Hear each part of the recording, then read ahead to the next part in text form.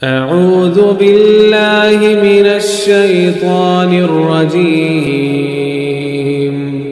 बिस्मिल्लाहिर्रहमानिर्रहीम।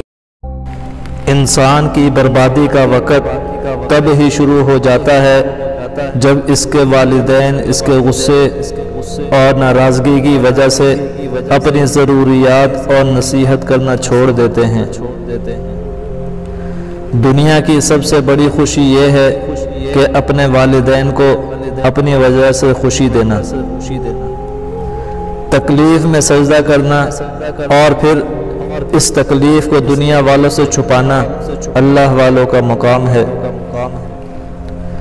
दुनिया की सबसे महंगी चीज़ एहसास है जो हर किसी के पास नहीं होता।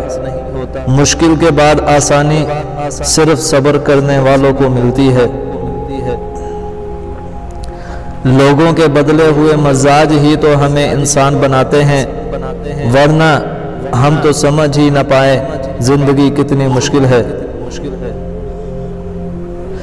माँ के बिना पूरा घर बिखर जाता है, पर बाप के बिना पूरी दुनिया ही बिखर जाती है।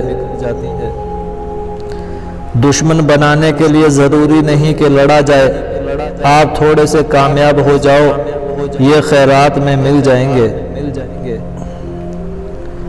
अपना तवक्कुल अल्लाह पर रखो, अपनी गिनती पर ना रखो।